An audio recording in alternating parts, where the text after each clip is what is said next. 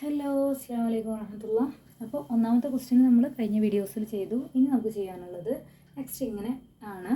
രേഖീയ സംഖ്യകൾ number lines എന്നുള്ള ചാപ്റ്ററിൽ നിന്ന് റിയൽ നമ്പേഴ്സ് എന്നുള്ള ചാപ്റ്ററിൽ നിന്ന് നമുക്ക് വരാനുള്ള ക്വസ്റ്റ്യൻസ് നോക്കൂ.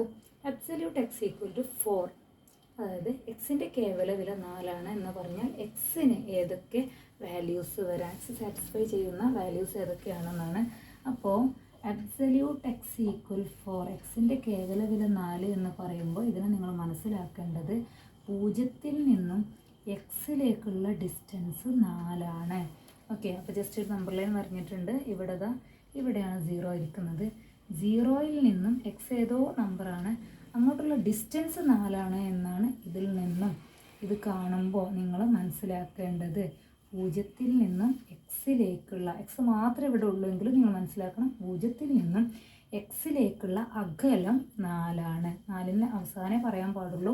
എന്നോട് പറയാം, അബ്സല്യൂട്ട് എക്സ് ഈക്വൽ 4, എക്സിൻ്റെ കേവല വില 4 എന്ന് പറയുമ്പോൾ അതൊന്ന് മനസ്സിലാക്കേണ്ടത് 0-ൽ നിന്നും എക്സിലേക്കുള്ള അകലം ഡിസ്റ്റൻസ് 4.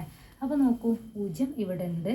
0-ൽ നിന്നും 4 ഡിസ്റ്റൻസിൽ 4 യൂണിറ്റ് ഡിസ്റ്റൻസിൽ ആരാ നിൽക്കുന്നത് നോക്കാം. 1 2 3 4. ഒന്ന് നമ്മുടെ 4 ആണ്. റൈറ്റിലോട്ടാണെങ്കിൽ അത് 4 ആണ്, പക്ഷേ റൈറ്റിലോട്ട് മാത്രമല്ലല്ലോ, നമ്പർ ലൈൻ ഇങ്ങോട്ടും വരുന്നില്ലേ. അപ്പോൾ 1 2 3 4.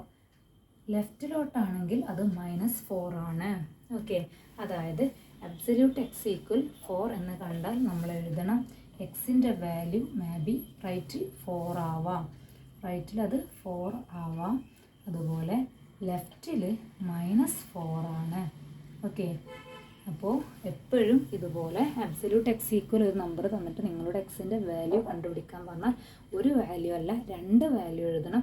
ഒന്ന് ഈ നമ്പറിൻ്റെ തന്നെ പ്ലസ്, ഒന്ന് ഈ നമ്പറിൻ്റെ തന്നെ minus. X equal 4, X equal -4. Okay.